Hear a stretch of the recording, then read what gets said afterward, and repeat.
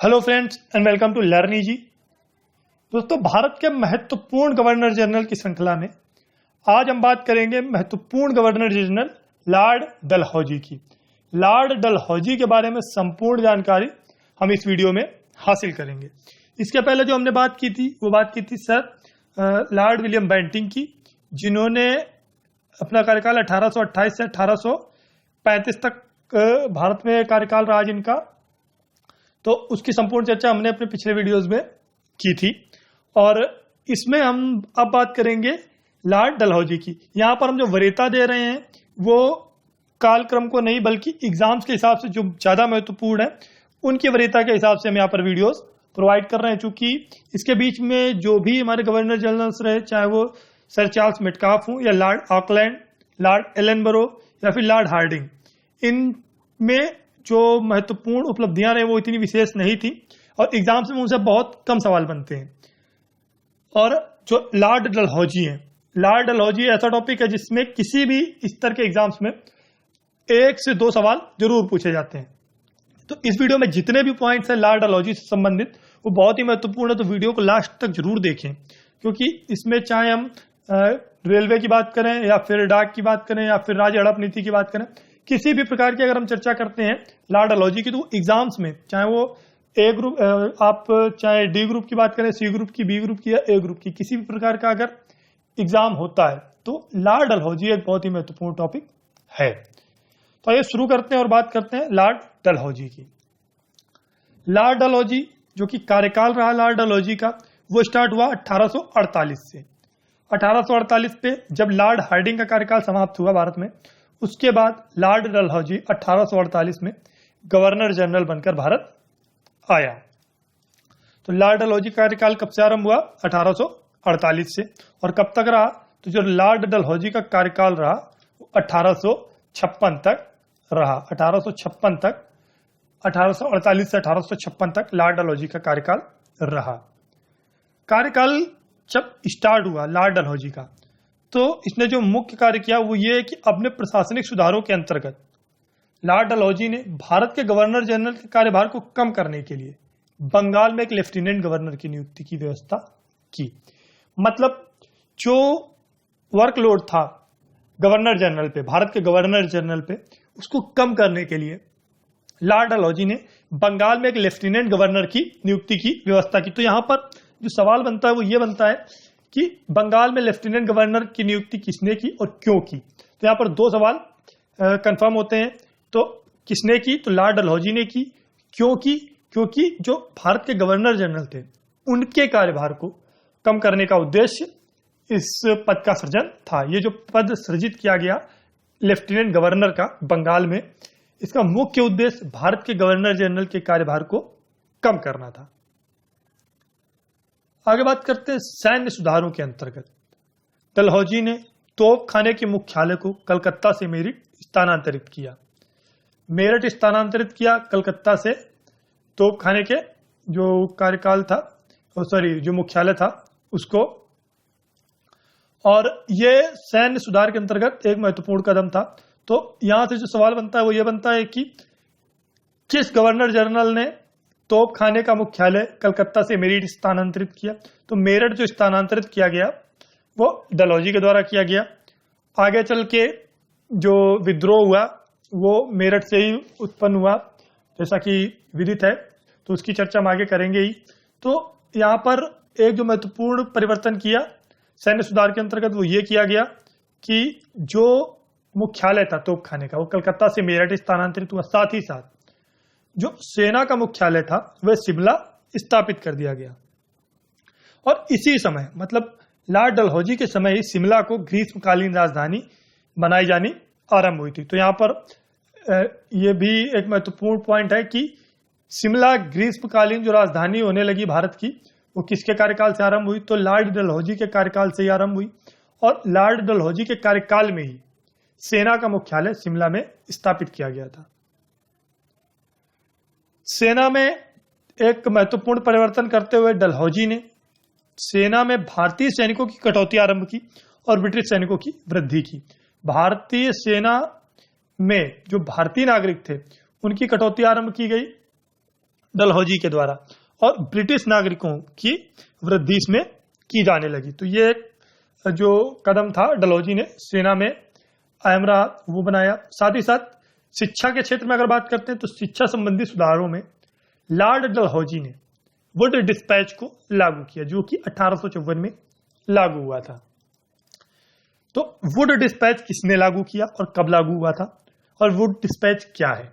तो जो Wood dispatch लागू हुआ वह लागू हुआ 1854 में, डलहौजी के द्वारा लागू किया गया। और अगर बात करते हैं वुड डिस्पैच क्या है, तो ये 100 अनुच्छेद वाला एक प्रस्ताव था। जो वुड डिस्पैच था वह 100 अनुच्छेदों वाला एक प्रस्ताव था, जिसमें शिक्षा के उद्देश्य, शिक्षा का माध्यम और उनके सुधारों पर विचार किया गया था। तो वुड डिस्पैच का जो सीधा संबंध था वो शिक्षा से था, और शिक्षा के लिए इसमें 100 अनुच्छेद वाला एक प्रस्ताव ये था वुड डिस्पैच, और जिसमें शिक्षा के उद्देश्य, माध्यम और सुधारों पर विस्तृत चर्चा की गई थी, जो कि लागू किया गया 1854 में लॉर्ड डलहौजी के द्वारा। और इस घोषणा पत्र को, मतलब वुड डिस्पैच को ही भारत से की शिक्षा का मैग्ना कार्टा कहा जाता है।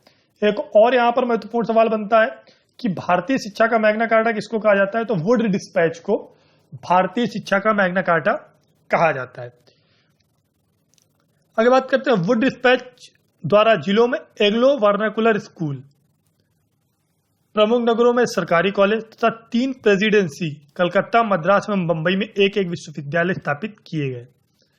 साथ ही प्रत्येक प्रदेश में एक शिक्षा निदेशक नियुक्त किया गया।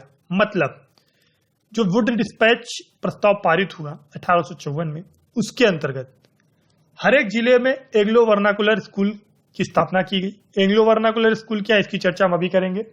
तो वुड डिस्पैच के द्वारा ही जिलों में एंग्लो वर्नाकुलर स्कूल स्थापित हुए, प्रमुख नगरों में सरकारी कॉलेज स्थापित किए गए, और 3 प्रेसिडेंसियों, कलकत्ता प्रेसिडेंसी, मद्रास प्रेसिडेंसी एवं बंबई प्रेसिडेंसी, इन तीनों प्रेसिडेंसियों में एक एक विश्वविद्यालय भी स्थापित किया गया। साथ ही प्रत्येक प्रदेश में एक शिक्षा निदेशक नियुक्त किया गया, जो कि वुड डिस्पैच प्रस्ताव में पारित हुआ था। और अभी हमने बात की एंग्लो वर्नाकुलर स्कूल की। तो एंग्लो वर्नाकुलर स्कूल जो कि स्थापित किए गए थे प्रत्येक जिले में वुड डिस्पैच प्रस्ताव के द्वारा। ये क्या है? तो एंग्लो वर्नाकुलर स्कूल है, ये एक ऐसा स्कूल होता था जिसमें अंग्रेजी और भारतीय दोनों भाषाओं में अध्ययन कराया जाता था। मतलब यहां पर जो अध्ययन की जो माध्यम थी भाषा, वो अंग्रेजी और भारतीय भाषाएं दोनों ही इसका माध्यम रहती थी। तो एंग्लो वर्नाकुलर स्कूल क्या थे? ये एक ऐसे स्कूल थे जिनमें अंग्रेजी और भारतीय भाषाएं दोनों को ही प्राथमिकता प्रदान की जाती थी। अब जो सबसे इंपॉर्टेंट पॉइंट है, जो ग्रुप सी और ग्रुप डी के एग्जाम्स में अक्सर पूछा जाता है कि भारत में रेलवे का जनक किसे कहा जाता है? तो भारत में जो रेलवे का जनक माना जाता है वो लॉर्ड डलहौजी को माना जाता है, क्योंकि लॉर्ड डलहौजी के ही अथक प्रयासों से, लॉर्ड डलहौजी के कार्यकाल में ही जो रेलवे थी, भारत में प्रथम रेलगाड़ी चलाई गई। और ये कब चलाई गई? 1853 में, जो कि प्रथम रेलगाड़ी बंबई से ठाणे तक चलाई गई थी। तो इस प्रकार जो रेलवे का जनक कहा जाता है, तो भारत में लॉर्ड डलहौजी को कहा जाता है, जिनके प्रयास से ही महाराष्ट्र में 1853 में मुंबई से ठाणे तक प्रथम रेलगाड़ी चलाई गई थी। साथ ही साथ रेल व्यवस्था डलहौजी के व्यक्तिगत प्रयासों का ही प्रतिफल था, जैसे कि अभी हमने चर्चा की कि अपने अथक प्रयासों से ही डलहौजी ने भारत में रेलगाड़ी की व्यवस्था का आरंभ कराया।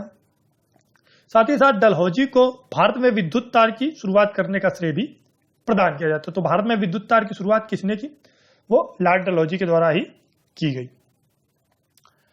और जो महत्वपूर्ण कार्य रहे उनमें डाक विभाग में सुधार करते हुए डलहौजी ने 1854 में एक नया पोस्ट ऑफिस एक्ट पारित किया। 1854 ईस्वी में जो नया पोस्ट ऑफिस एक्ट पारित हुआ, किसके द्वारा पारित किया गया? लॉर्ड डलहौजी के द्वारा पारित किया गया, जिसका मुख्य उद्देश्य डाक विभाग में सुधार करना था। भारत में डाक टिकटों का प्रचलन सबसे पहले डलहौजी के द्वारा ही आरंभ किया गया। विश्व स्तर पर अगर बात करते हैं तो कराची में पहला डाक टिकट छपा था। और भारतीय स्थिति की बात करते हैं तो भारत में डाक टिकटों का प्रचलन जो आरंभ किया गया था वह डलहौजी के द्वारा किया गया था। 1854 में एक स्वतंत्र विभाग के रूप में सार्वजनिक निर्माण विभाग की स्थापना भी लॉर्ड डलहौजी ने की। स्वतंत्र विभाग, सार्वजनिक निर्माण विभाग की स्थापना भी लॉर्ड डलहौजी के द्वारा 1854 में की गई। और ग्रांड ट्रंक रोड का निर्माण कार्य डलहौजी ने पुनः आरंभ कराया था। ग्रांड ट्रंक रोड की बात हम विस्तृत रूप से कर चुके हैं भारत में सड़क परिवहन के अपने वीडियोज में, जिसकी शुरुआत की गई थी शेरशाह सूरी के द्वारा, जो निर्माण आरंभ हुआ था। और इसके निर्माण का जो पुनः आरंभ किया गया वह लॉर्ड डलहौजी के द्वारा ही किया गया। डलहौजी ने भारत के बंदरगाहों को, भारत के जितने भी बंदरगाह थे डलहौजी के द्वारा व्यापार के लिए खोल दिए गए। कराची हो, कलकत्ता एवं बंबई के मध्य जो बंदरगाह थे उनको आधुनिक बनाने का प्रयास भी डलहौजी ने अत्यधिक मात्रा में किया। तो जो भारतीय बंदरगाह थे वो खोले गए डलहौजी के द्वारा, जिसमें डलहौजी ने कराची, कलकत्ता और बंबई के बंदरगाहों को अपने प्रयासों से आधुनिक बनाने की जो है कवायद की। आगे बात करते हैं, डलहौजी ने उपाधियों और पेंशनों पर सबसे अधिक प्रहार किया। ये पॉइंट जो है महत्वपूर्ण है कि भारत में किस गवर्नर जनरल ने उपाधियों एवं पेंशनों पर सबसे अधिक प्रहार किया। तो उपाधियों और पेंशनों में मतलब जो उपाधियां होती थी, जो तात्कालिक जो देसी रियासतें होती थी, देसी रियासतें क्या होती थी उनकी चर्चा हम अपने पिछले वीडियोस लॉर्ड विलियम बेंटिंग की जिसमें हमने चर्चा की थी उसमें कर चुके हैं विस्तृत रूप से, तो हम यहाँ पर नहीं बात करेंगे। तो उपाधियों और पेंशनों पर सबसे ज्यादा प्रहार जो किया गया, नष्ट करने की सबसे ज्यादा जो कोशिश की गई, समाप्त करने की सबसे ज्यादा कोशिश की गई, वो लॉर्ड डलहौजी के द्वारा ही की गई। और इसी के अंतर्गत इसी क्रम में 1853 में कर्नाटक के नवाब की पेंशन बंद कर दी गई। साथ ही साथ डलहौजी ने पेशवा बाजीराव तृतीय की मृत्यु जो कि 1853 में हुई थी, उसके बाद उनके जो दत्तक पुत्र नाना साहब थे उनके पेंशन को भी समाप्त कर दिया। तो जो दत्तक पुत्र नाना साहब थे बाजीराव पेशवा तृतीय के, उनकी पेंशन को भी डलहौजी के द्वारा ही समाप्त कर दिया गया।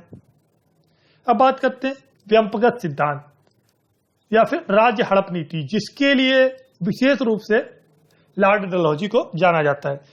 ब्रिटिश साम्राज्य विस्तार के लिए डलहौजी ने राज्य हड़प नीति या व्यंपगत सिद्धांत की जो है अनुसरण किया, उसको अपनाया, जिसमें सबसे पहले जो राज्य विलय किया गया वह सतारा था। यह यहाँ पर महत्वपूर्ण है कि राज्य हड़प नीति के अंतर्गत या व्यंपगत सिद्धांत के अंतर्गत सबसे पहले कौन सा राज्य मिलाया गया ब्रिटिश शासन में, तो वह सतारा था। सतारा के जो राजा थे, सतारा किस प्रकार से मिलाया गया, तो सतारा के राजा अप्पा साहिब के दत्तक पुत्र को उत्तराधिकारी मानने से ब्रिटिश साम्राज्य ने मना कर दिया और इसी के अंतर्गत राज्य विलय हो गया ब्रिटिश साम्राज्य में। तो जो दत्तक पुत्र थे उनको उत्तराधिकारी न मानना ही इसका मुख्य उद्देश्य था। जो राज्य हड़प नीति थी इसमें दत्तक पुत्रों को उत्तराधिकारी न मानकर उन साम्राज्यों को ब्रिटिश साम्राज्य में मिला लिया जाता था। तो इस जो सबसे पहला राज्य रहा वह सतारा था। और इसी क्रम में अगर बात करते हैं तो संबलपुर के राजा नारायण सिंह 1849 में, झांसी के राजा गंगाधर राव 1853 में, नागपुर के राजा रघुजी तृतीय 1854 ईस्वी में राज्यों का विलय जो हुआ, ये जो है उत्तराधिकारी के अभाव के कारण ही ब्रिटिश साम्राज्य में इनको मिला लिया गया। इन्हें दत्तक पुत्र की अनुमति नहीं दी गई थी, क्योंकि राज्य हड़प नीति का जो मुख्य विशेषता यही थी कि अगर दत्तक पुत्र है कोई तो उसको उत्तराधिकारी मानने से ब्रिटिश साम्राज्य इनकार करता था और उस राज्य को जो है ब्रिटिश साम्राज्य में मिला लिया जाता था। तो इसी में जो ये कह सकते हैं कि ये जो नाम रहे राजा नारायण सिंह संबलपुर से, झांसी से राजा गंगाधर राव और नागपुर के राजा रघुजी तृतीय, इन लोगों का भी जो राज्य है वो मिला लिया गया। साथ ही साथ इसमें और भी नाम आते हैं, चाहे करौली या फिर अवध जो सबसे लास्ट में मिलाया गया 1856 में। द्वितीय आंग्ल सिख युद्ध के पश्चात 29 अप्रैल 1849 में पंजाब का ब्रिटिश साम्राज्य में विलय डलहौजी का प्रथम जो सफलता रही थी। तो जो आंग्ल सिख युद्ध हुआ जो द्वितीय था, जिसकी समाप्ति हुई 1849 में 29 मार्च को, उसके बाद जो पंजाब था वह ब्रिटिश साम्राज्य में मिला लिया गया था। डलहौजी ने सिक्किम पर 2 अंग्रेज डॉक्टरों के साथ दुर्व्यवहार का आरोप लगाकर उन पर अधिकार कर लिया था। जो डलहौजी था उसने सिक्किम पर 2 अंग्रेजी डॉक्टरों के साथ दुर्व्यवहार का आरोप लगाया और उस पर अधिकार भी स्थापित कर लिया था। साथ ही साथ हैदराबाद के जो निजाम थे उनका कर्ज अदा करने में अपने को असमर्थ पाकर 1853 में बरार का अंग्रेजी राज्य में विलय कर लिया गया था। तो हैदराबाद के निजाम का कर्ज अदा करने में असमर्थता पाकर 1853 ईस्वी में जो बरार था उसका भी अंग्रेजी राज्य में विलय कर लिया गया था।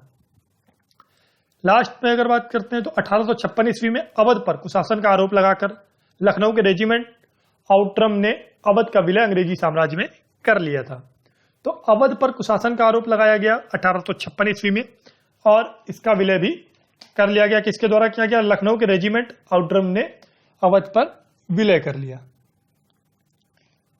आगे बात करते हैं मृत्यु की। तो लॉर्ड डलहौजी की जो मृत्यु हुई वो 29 दिसंबर 1860 ईस्वी को ब्रिटेन में हुई थी। और यहाँ पर अगर बात करते हैं कि जो पॉइंट्स मिस हो गए हैं जो अभी याद आ रहे हैं, तो 1854 में इन्होंने लोक सेवा आयोग की स्थापना की थी लॉर्ड डलहौजी के द्वारा ही। और जो भारतीय प्रशासनिक सेवाएं थी ICS की प्रतियोगिता परीक्षाओं की शुरुआत भी लॉर्ड डलहौजी के द्वारा ही की गई थी। सो फ्रेंड्स, अगले वीडियो में हम बात करेंगे लॉर्ड कैनिंग और उनके आगे के प्रमुख भारत के गवर्नर जनरल रहे उनकी। इस वीडियो को देखने के लिए धन्यवाद।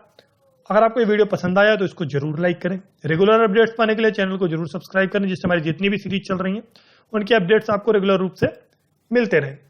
साथ ही साथ अपने सुझाव में कमेंट बॉक्स में जरूर बताएं, जिससे हम नए से नए टॉपिक जो आप चाहते हैं वो आपको प्रोवाइड कर सकें।